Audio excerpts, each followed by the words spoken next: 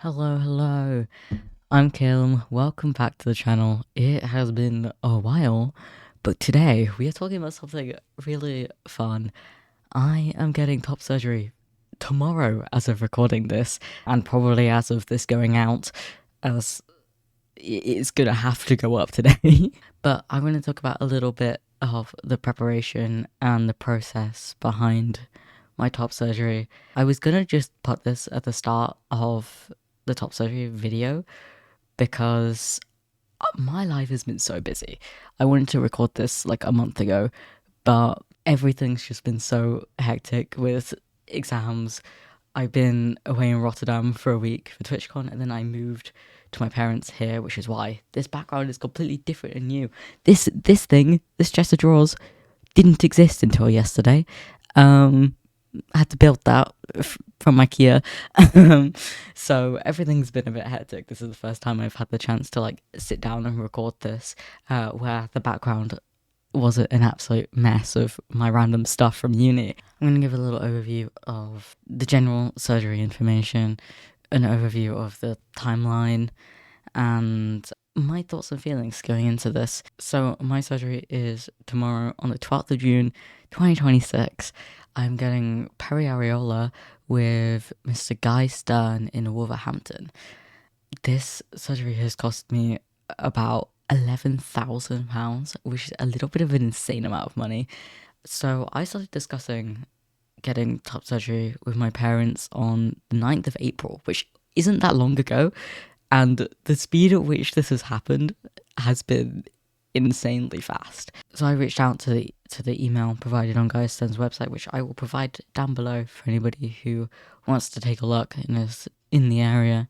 And I got a consultation date for the 20th of April, which actually was a cancellation that I got like before I'd even confirmed my consultation date because I had exams, so I couldn't do the majority of the dates they gave me. So I emailed them saying just keep me aware of if you have any cancellations, open dates.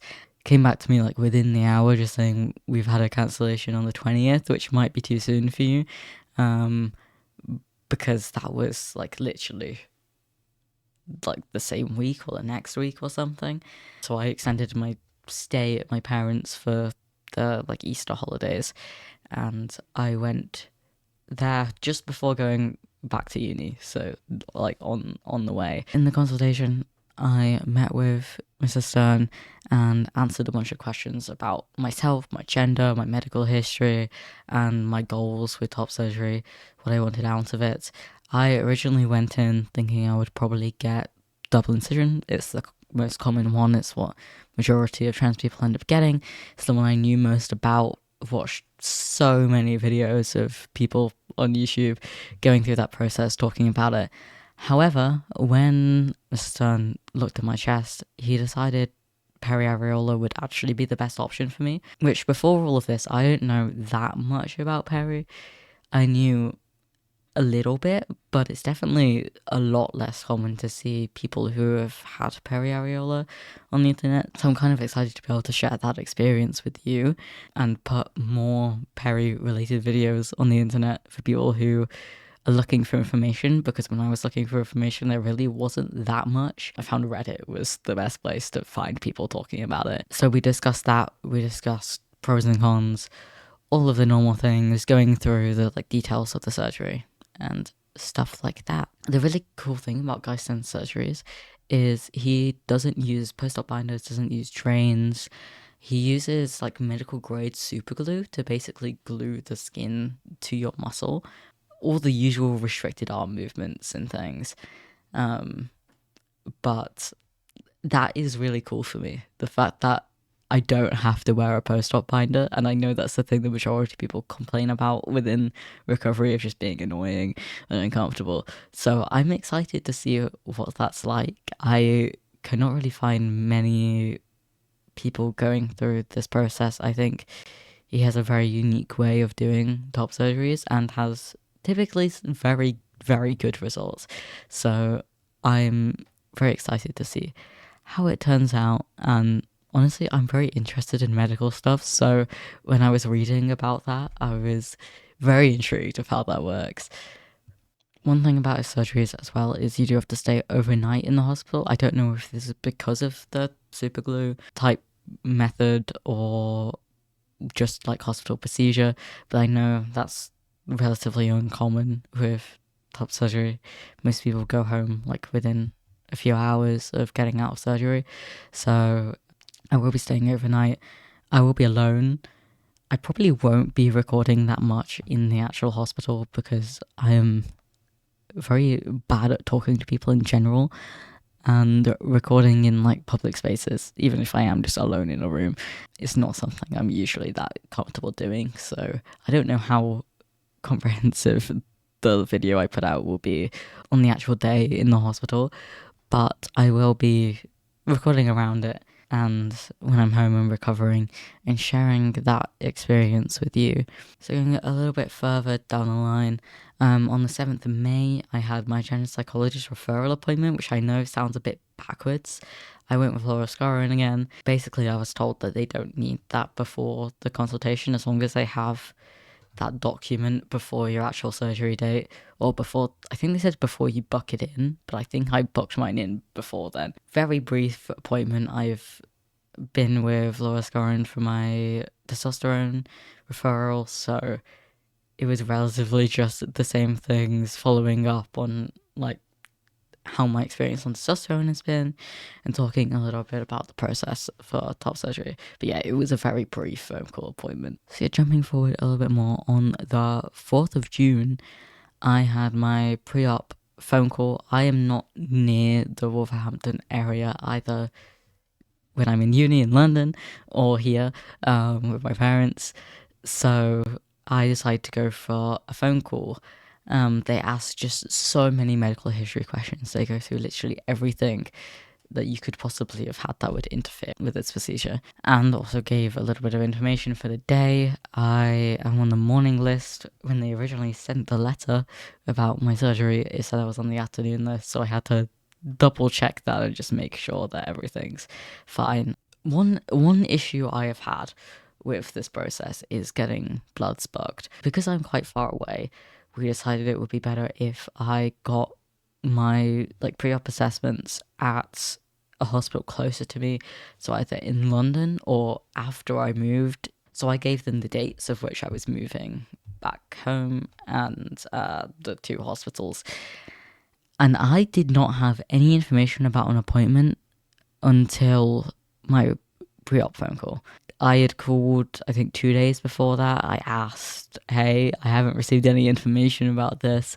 What's going on? And all they had was the hospital at which that it was going to take place, which was the hospital in London, which didn't end up happening because I ended up moving before they could get that. So then during my pre-op phone call, I was like, I don't have this. So they said that they would immediately put that through to the hospital closer to me now. And I ended up getting the phone call back the same day from the hospital, booking in that appointment, which was very useful because I only had like a week and it would have been really bad if they hadn't got that sorted. So on the 8th, I went in, which was Monday, to do those blood tests, and they also had to do an MRSA, I think it's called, swab, which is just testing for like a hospital-borne virus, I think. But I also had an issue getting the bloods. My veins are awful. I always have issues. Well, I used to always have issues with blood tests. Since being in London and being at a different hospital, I actually have not had any issues at all. But they have to do 2 separate sets of bloods for some reason. They have to do the main one with everything, and then I think for blood grouping they had to take like a completely separate blood test, like not from the same place, which they got the first one perfectly fine. Second one, 2 separate people could not get it. So I had to go back in the next day. The person who I had the day prior still couldn't get it, so we went to a different nurse who eventually, well, first try, got it. This is just my experience with the medical stuff. This is very common for me, but I will say that was more of an issue than it typically is. I think it was in total like 9 separate times that they attempted, my arms are hurting. There is a bruise on this arm from going in so many times. Hopefully that will be healed up and fine for tomorrow. But yeah, that was interesting. So that's all the information about the surgery and the process. If you have any questions you would like me to answer, do let me know. I'm so open to having conversations in the comment section and things. I would love to give any information, anything that helps anybody in the community. I will say any hate comments or anything will be deleted. Please do not interact with them. If people are asking reasonably and just out of curiosity or want to know more or want to be educated, that's fine. Interact with those people, give them the education they need. If anybody's being hostile, transphobic or anything, ignore them. Please don't give them any attention. I will go through and delete them as and when I see them. So I can't guarantee that there'll be nothing, but it is my responsibility to keep you guys safe and able to communicate in the space without having to see all of that. So although people will say, oh yeah, hate comments gives more like engagement and more push on the video, I always get rid of all of them. That is a little PSA of please don't get into arguments in the comments. Keep a space, a place for people to come to talk more about this and get a little bit of joy and interact with the community. I am so excited, I will say. I'm ever so slightly nervous, but I'm disabled. I deal with health stuff all the time. So being in hospital and getting these types of things done isn't the newest thing for me. I've never had a major surgery before. I've been put under general anesthetic for minor procedures, but no actual surgeries. So I guess it is new in the recovery stages and things, but all the usual like hospital things I'm usually completely fine with. I've dealt with for the past like 6 years, so I think I'll be fine there, and I'm not really nervous about going in the general anesthetic or anything. I'm so excited. It has been many years coming. I've been binding for over 4 years now, since I think I was in like year 10 at school, and I'm so glad that is finally gonna be behind me. I'm also excited to be able to get peri areola. I know the recovery for it is a little bit different, and you don't see your results properly until like 6 months to a year later because of swelling and things. So it's not as like instant like seeing final results as double incision. But the massive plus of getting peri is the lack of like visible scars. You can go out shirtless at a beach or whatever, and people won't necessarily be able to immediately recognize that you're trans, which in today's current political climate is such a great thing to be able to have just for safety reasons. I well and truly do not care about scars and things. I would have been very happy with double incision. I think double incision scars are so cool. But yeah, I think with how the world is currently looking, the opportunity to get peri areola is something I'm really grateful for. As I said earlier, I'm excited to also share that experience because I know it's less common to see online. I still don't think I have processed the fact that this is real at all. I don't think I will until like it's actually happened. Like the fact that I'm getting top surgery tomorrow is just like still a foreign concept to my brain. I have no idea when that's going to hit, but I'm assuming probably when I walk into the hospital tomorrow and talking about it with the like medical staff, or even after when I wake up. But yeah, I genuinely didn't think I would be getting top surgery this early on in my life. I'm 19. I was not expecting this, but I would say this is probably the best time because I've just finished my first year at uni. Being able to fully be myself and be comfortable stuff whilst going through this period of my life where I'm meeting a lot of new people. I'm like figuring out what I want to do. It's great. And also my health has been so much better recently that I'm kind of taking this opportunity to do this now whilst I can and whilst I'm in a place where my health is doing really well, much better than it's ever been in the 6 years since I first got diagnosed with Crohn's. So yeah, stable health has definitely been like a reason for me to jump on this and want to get top surgery now rather than waiting, because I don't know how my health's going to be in a year time, 2 years time, 5 years time, if it's going to stay good or whether stuff will stop working and it will go back to what it was again. So it definitely makes my recovery easier and the procedure less complicated if I am well and functioning properly. So yeah, it is crazy to think that this is my last day ever binding as well. That's just been the constant in my life for the past 4 years. So I'm very excited to never have to bind again. My ribs, my chest, my breathing will probably thank me for it. 4 years is a long time to be binding consistently, pretty much daily, and it is not the safest thing to be doing for that long. So, top surgery is definitely needed for my health as well, to make sure that I don't get any complications from long-term binding. The last thing I wanted to do in this video is show you guys how I've been preparing. My main purchase has been this thing, which is a mastectomy pillow. I bought this off Amazon. I did not give myself time far enough in advance to buy something with like a custom pattern off Etsy, but I found a little space one, which is very me. And this basically also has a strap. Guys, is this what fashion looks like? Is this the next new fashion trend? This is mostly for, I have like an hour and a half car ride to get home. It will definitely come in useful to stop the irritation of seatbelts and stuff. But also just general recovery things. I think it'll be quite useful. I will update on whether I actually use it or not, but it also has a little phone pocket, which is very good. I'm not losing my phone somewhere. There's also one on the inside. Don't really know what you would put there. That feels like it would be a little awkward. This is my main purchase, and now I'm gonna move this video over to my phone so I can show you the rest of my room and how I've been preparing. I have really not been that prepared. I moved back here like a few days ago, and I've been just setting up my room and organizing my stuff mostly. But I think the majority of my things are within arm's reach, and hopefully I've got everything I need. But yeah, I'm gonna move this over to my phone now.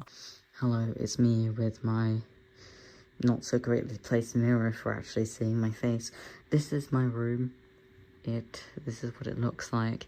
Here's my bed, where I'll probably be spending the majority of the time. I'm gonna stack up a bunch of pillows on here for the like 45-degree incline or whatever you need sleeping. Next to my bed, I bought these little magnetic clip things that stick onto the side of the desk to store cables. So it's like my phone charger, iPad, headphones, charger. So I don't lose these, so I can pull that through there, and if I unplug my phone or drop it, like, it just kind of returns to its position, which is nice. I will probably be putting a lot more things on my table and stuff. I will, if I do, probably put that in the actual top surgery video. In my drawers, there is a lot of things. Medication, there'll be way more medication. My little tripod for recording everything. Hey, look, the behind the scenes of my setup. Whoa, my Switch will be a thing that I'll be using a lot to play Pokemon. It's in here. I need to charge it. Books, things, all of these drawers are within arm's reach. Lots of my clothes are in here, which this is also within arm's reach. And then I have this little clothes hanger, which has, I've kind of organized this to be the majority of my, like, button up, zip up things. I bought a zip up hoodie for this, trousers, so that everything is within reasonable arm reach. I don't know whether that will be okay, but just being able to take things off this, I think that should be fine. That is the tour of my room. Oh yeah, I forgot to say, this cable, this one specifically, this one's a bit shorter, but this one is 3 meters long, so I can take it anywhere, over to the complete opposite side of my bed if wanted, which is useful. Now I can't get the cable to get back in. Give me a second. Another thing I bought under here was slippers. They said to take slippers and a dressing gown to the hospital for like walking into surgery with, so I bought some slippers because I didn't own slippers previously. That dressing gown is my mum's, but I'm just gonna take it because I don't own a dressing gown. I couldn't find one in the shop. But yeah, that is how my room currently looks and is currently set up. It probably won't change, but if it does, I'll show you in the actual video. That is how I prepared. That's it for the video. If you guys have any questions or anything you want to discuss, feel free to put them in the comments or join my Discord. We can have discussions there as well. The top surgery video will probably be going up a few weeks to a month after my surgery, so it'll probably include like the first 2 weeks of my recovery. But if you want to see my surgery real time, I'll probably be posting quite a lot on my Instagram stories at pandastra_. For those of you who don't know, this is actually my second channel. Most of my online stuff is under the username pandastra, so if you want to go look at anything else I'm doing, that is where you can find me.